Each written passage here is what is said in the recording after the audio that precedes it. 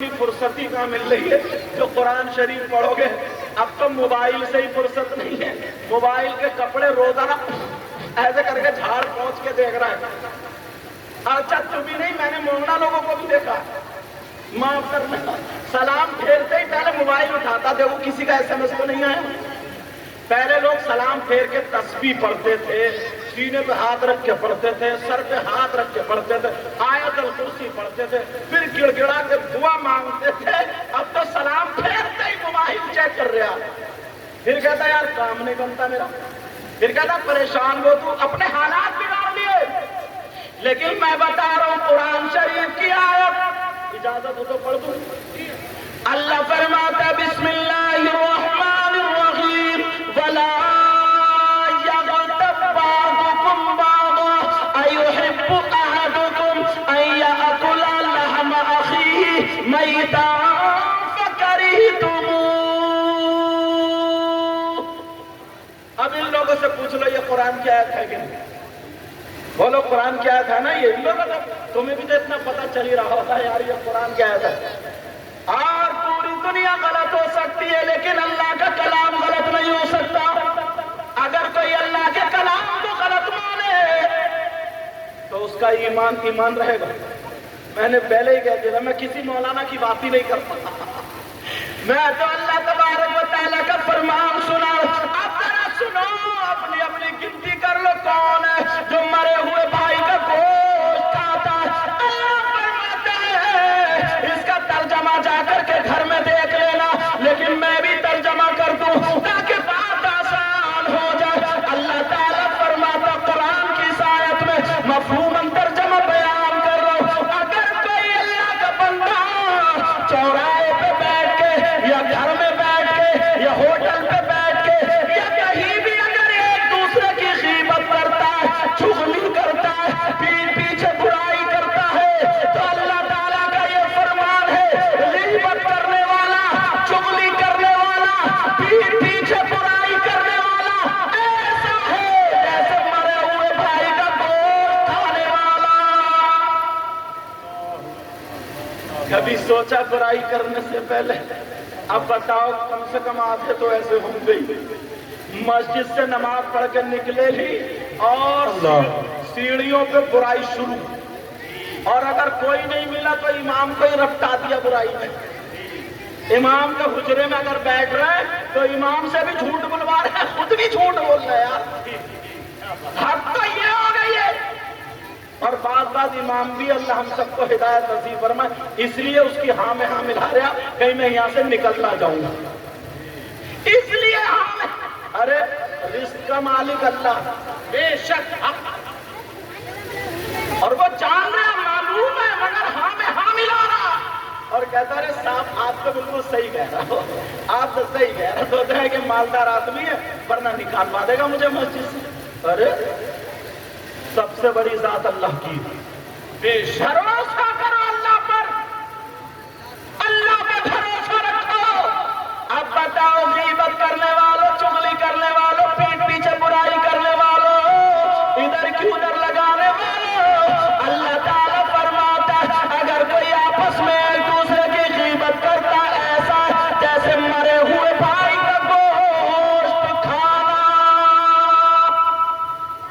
تم نے مجھ سے وعدہ کیا تھا توبہ کریں گے، اپنے وعدے پہ پختہ ہو تو ہاتھ اٹھا لو، پتہ نہیں کس کس کی قبول ہو۔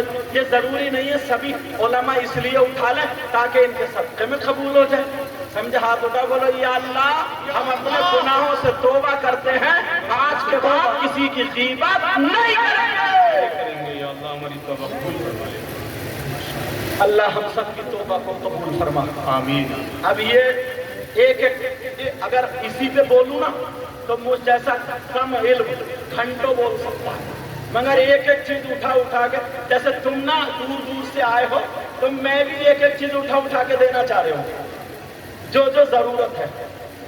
ایک شخص کو اور ڈھونڈو، اس پہ کئی حدیثیں پڑھ سکتا ہوں مگر ایک پہ آخری درجے کی ڈھونڈو۔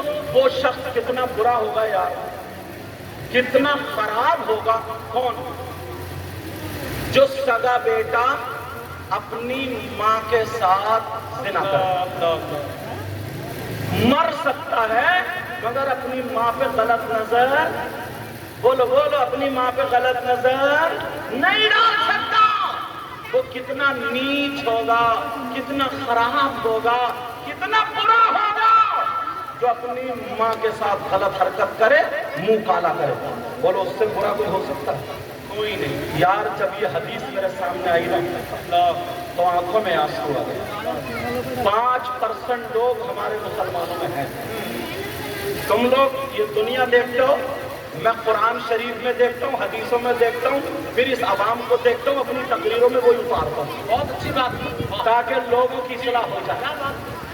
کون ہے وہ؟ اگر اجازت ہو تو بتاؤں؟ جی حضرت۔ اور میں کسی مولانا کی بات نہیں، انگلی رکھنے کی جگہ ہی نہیں چھوڑوں گا۔ کیا بات ہے، آخری درجے کا حدیث ہے۔ اب کوئی یہ کہہ ہی نہیں سکتا کہ میں حدیث کو نہیں مانوں گا، کہہ ہی نہیں سکتا۔ اور اگر کہے کہ میں حدیث کو نہیں مانوں، قرآن کو نہیں مانوں، تو ہم یہ کہہ سکتے ہیں ہم تیرے ایمان کو نہیں مانتے۔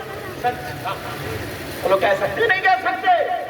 اب وہ کون ہے، کتنا برا ہوگا، کتنا خراب ہوگا، کتنا ذلیل ہوگا جو اپنی ماں کے ساتھ غلط حرکت کرے۔ سن لینا یہ حدیث، یہ حدیث سن لینا، توجہ رکھو میری طرف۔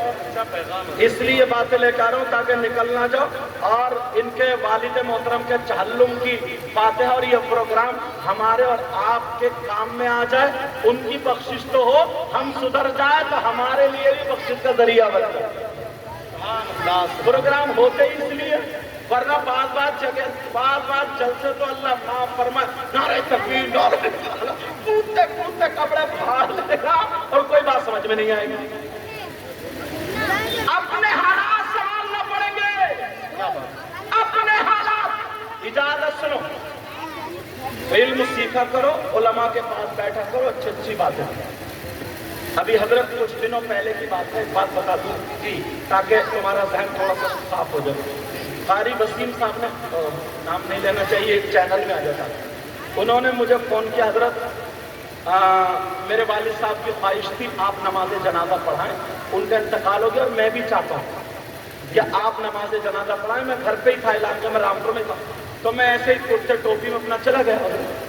اب نماز جنازہ پڑھائی، پڑھانے کے بعد گرمی بہت ہو رہی تھی، کھیت میں نماز جنازہ ہوئی، بہت لوگ تھے، تو پیڑ کا، آم کا پیڑ تھا نا، آم کا، اس کے نیچے میں کھڑا ہو گیا، 8-10 لوگ اور ہو گئے۔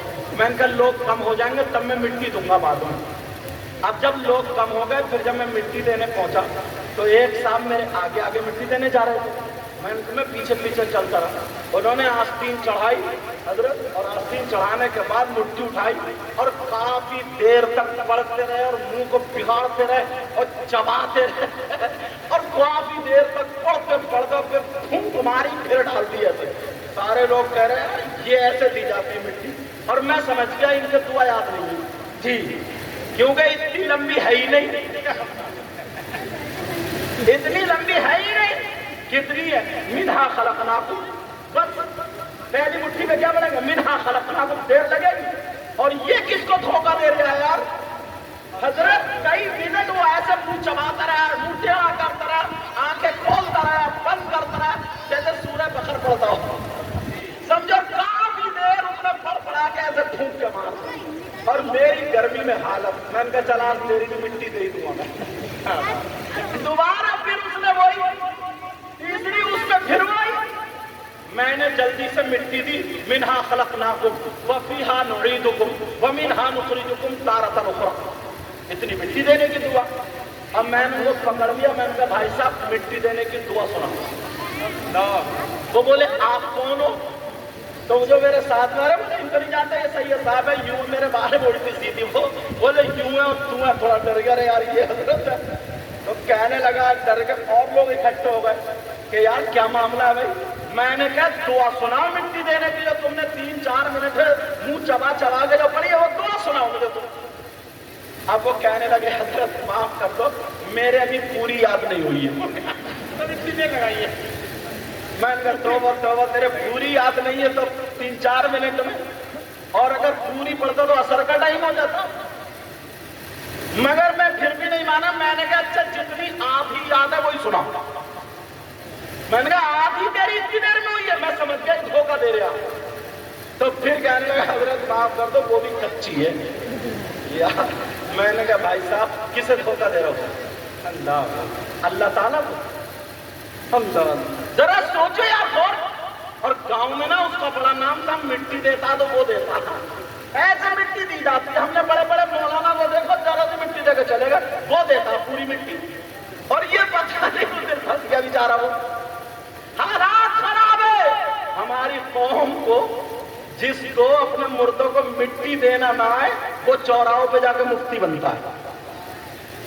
جی کیا بات. لیکن تمہارا ذہن صاف ہو گیا ہوگا. میں وہی بتا رہا ہوں کون ہے جو اپنی ماں کے ساتھ زنا کر لے جاتا. کتنا خراب ہوگا یار. اس سے زیادہ خراب کوئی ہو سکتا؟ بولو اس سے زیادہ کوئی خراب ہو سکتا نہیں. نبی فرماتے حدیث غلط نہیں ہو سکتی. نبی فرماتے تم نے نام سنا ہوگا سود اور بیاج کا. کس کا نام سنا ہوگا؟ سود اور بیاج. بیاج مت سمجھ لیو. 5% لوگ سود اور بیاج کا کاروبار کر رہے ہیں. جی میں نے کم کر کے بتایا زیادہ بھی ہو سکتے ہیں. کوٹا میں جب میں گیا انہیں پتا چلا نا کہ یہ سید صاحب ہے تو ایک صاحب 500 کی پتی کراری دی. بولے حضرت دعا کرنا. میں نے کہا کائے کے لیے دعا کروں؟ کون سا کاروبار ہے؟ بولے کاروبار کچھ نہیں ہے اللہ کا شکر ہے آرام سے کھاتا ہوں. میں نے کہا اچھا بچے کیا کرتے؟ بولے کچھ بھی نہیں. 2 کروڑ روپیہ نا مارکیٹ میں اپنے ہی گھوم رہا ہے. مجھے جب پتا چلا میں نے کہا بڑا کم لگا تھا. میں نے واپس میں نے کہا لعنت ہے تیرے پیسے پر. 2 کروڑ روپیہ اپنے ہی گھوم رہا مارکیٹ میں. ایسے حالات. اب ذرا سنو نبی نے فرمایا سود اور بیاج. اللہ. صحابہ نے پوچھا تھا آقا سود اور بیاج کا جو گناہ ہے اس کے بارے میں بتاؤ. سننا چاہ رہے ہو؟ بچوں کو مت دیکھو انہیں مزہ نہیں آ رہے انہیں تو پھونکنے پھاندنے مزہ. سود سن لو سب لوگ سن لو پھر میں ختم کر دوں گا بیٹا بھائی میرے. سود اور بیاج.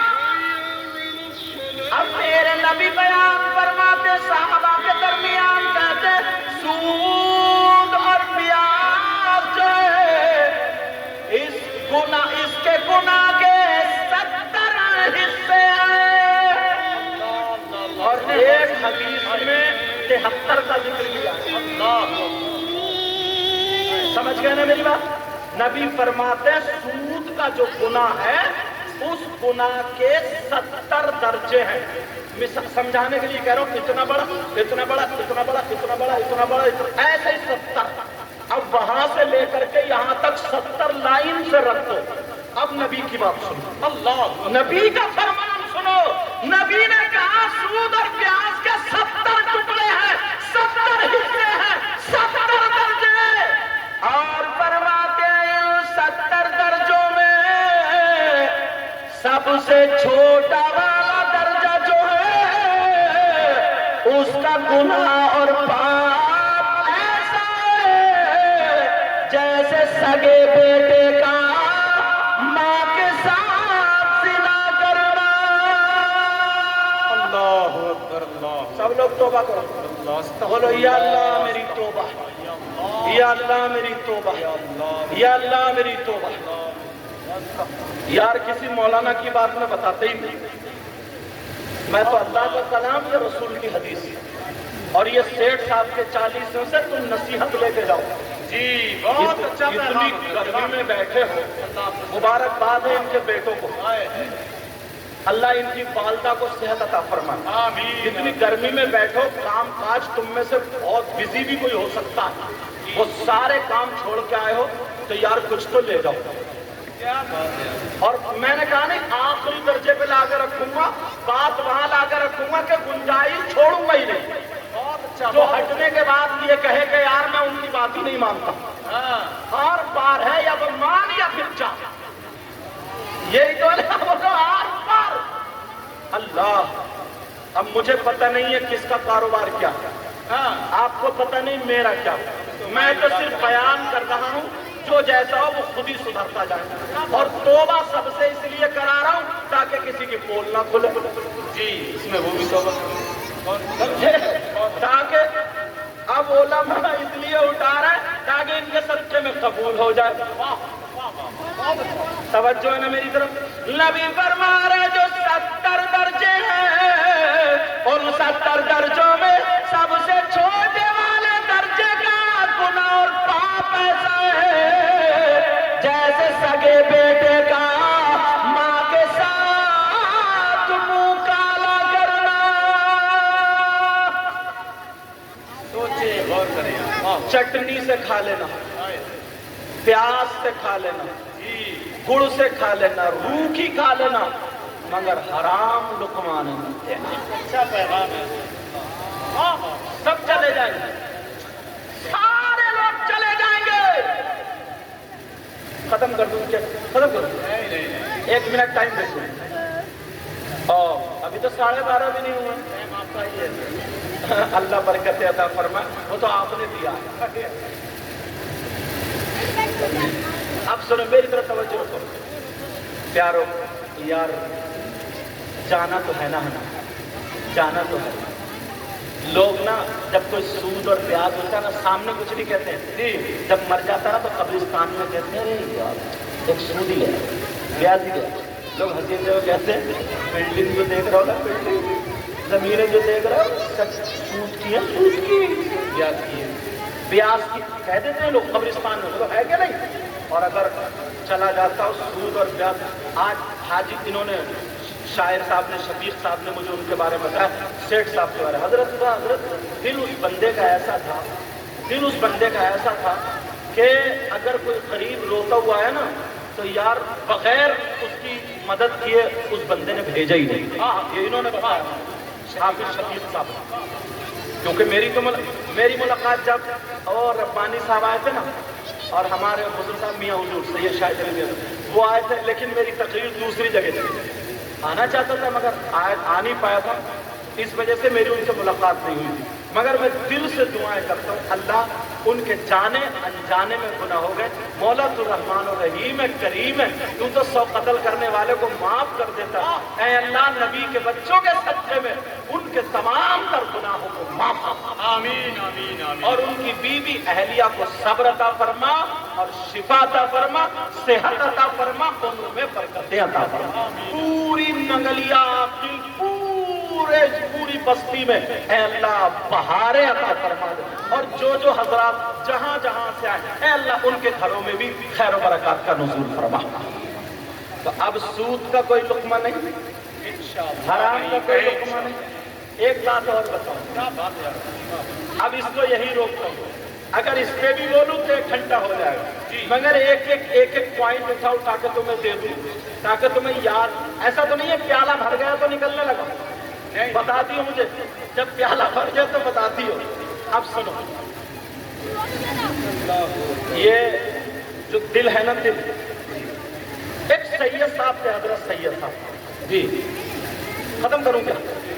اب تو توجہ تو سنو، توجہ۔ ایک سید صاحب آل رسول، ان کا نام سید احمد کبیر رفاعی تھا، ایران کے بارڈر پہ ان کا مزار ہے۔ میں خود جب کربلا شریف گیا تو میں خود حاضری دے گیا، تو ان کا مقام یہ تھا، سرکار کے روضے پہ گئے تو نواسے اپنے نانا سے ضد کرتے نا کہ میں گڑیا لوں گا، میں آئس کریم لوں گا، میں یہ لوں گا، وہ بھی یار کہنے لگے نانا بغیر دیکھے سلام پڑھتا تھا، اب تو مسافہ کیے بغیر جاؤں گا ہی نہیں۔ اللہ اللہ اللہ، یہی وہ ذات ہیں جن کے لیے میرے نبی کا ہاتھ نکلا تھا۔ اب سمجھ لو کتنا اونچا مقام، آل رسول سید صاحب۔ ان کے ایک مرید نے پوچھ لیا حضور آپ کو اتنا اونچا مقام کیسے ملا، آپ ولی کیسے ہوئے؟ جی اللہ بتا دوں؟ تو انہوں نے یہ نہیں کہا بیٹا میں آل رسول ہوں، میں سید زادہ ہوں، نبی کا نوازہ ہوں، میں حافظ ہوں، قاری ہوں، علامہ ہوں، میں تہجد پڑھتا ہوں، اتنا متقی پرہیزگار ہوں۔ انہوں نے کیا کہا؟ کہنے لگے اللہ اعلم و رسول اللہ اور اس کے رسول بہتر جانتے ہیں، مگر جو مجھے معلوم ہے وہ سنو۔ یہ سب لوگ اپنی اپنی گانٹھ میں باندھ لینا، لے کے جانا سیٹ صاحب کے 40 روپے۔ وہ سید صاحب کہنے لگے بیٹا سنو، میں سادہ تھا، کوئی مقام نہیں تھا، مگر ایک دن فجر کی نماز پڑھ کے جب میں گھر آیا تو میرا دل تھوڑا سا گھبرانے لگا۔ میں نے سورہ یاسین شریف 3 گھونٹ پانی میں پڑھ کے تمکی کر لی اور 3 سانسوں میں پی لیا، سکون تو ملا مگر پھر بھی بے چین تھا جیسے کسی کو حاجت ہو۔ تو کہنے لگے میں نے سوچا چلو درود شریف پڑھتا ہوا ٹھنڈی ٹھنڈی ہری ہری گھاس میں ٹہل لیتا ہوں۔ وہ سید صاحب باہر آ گئے۔ اچھا پہلے کے لوگ نا، ہم لوگ تو کپڑے پہنے وہ تہمن باندھتے تھے، ان پرانے لوگوں سے پوچھو، پہلے لوگ ایک لنگی کاندھے پہ رہتی تھی، ایک بندھی رہتی تھی، ہے نا؟ وہ سید صاحب بھی لنگی باندھے تھے اور باہر کو آ گئے، درود شریف پڑھ رہے۔ جب سامنے نظر پڑی تو ایک کتا، کون بولو؟ کتا تھا وہ کتا، اس کی زبان باہر نکلی پڑی تھی، منہ سے تھوک نکل رہا تھا، پریشان تھا، پائے پائے کر رہا تھا، کی کر رہا تھا، گردن کو ہلا رہا تھا، تڑپ رہا تھا، بے چین تھا۔ یہ سید صاحب بولے میں دیکھ رہا ہوں یہ لوگوں کے پاؤں میں کتا جا رہا تھا، مگر جس کے پاس جائے کوئی پاؤں سے مار دے، کوئی پتھر اٹھا کے مار دے، کوئی ڈنڈا مار دے، کوئی ڈانٹ دے، بھگا دے، کتا کہہ رہا ہوگا مولا کسی انسان سے ملا دے۔ بیچارہ وہ کتا کسی کا پاؤں کھا رہا، کسی کا ہاتھ، کسی کا پتھر، کسی کا ڈنڈا، کسی کی ہٹ بھگا رہے سب۔ اب وہ کتا ان سید صاحب کی طرف تو آ گیا، انہوں نے دیکھا اس کا تھوک نکل رہا، رال نکل رہی ہے، کیونکہ کتے کا تھوک اور رال اور بھیگا ہوا کتا ناپاک ہوتا ہے، تو انہوں نے بھی اپنے کپڑے ایسے کر کے سمیٹ لیے، اور جب سمیٹا اور کتا جیسی آئے نا ایسے کیا، جب کیا تو کتا سمجھ گیا اب کوئی انسان مل گیا، کتا تم ہلانے لگا اور کی کر کے تھوڑا نیچے کو جھک گئے۔ ان کی نظر نہ کتے کی گردن پہ پڑ گئی، اتنا بڑا زخم، اور اس میں کیڑے بلبلا رہے۔ کیا بلبلا رہے تھے وہ لوگ؟ پیارے کیڑے بلبلا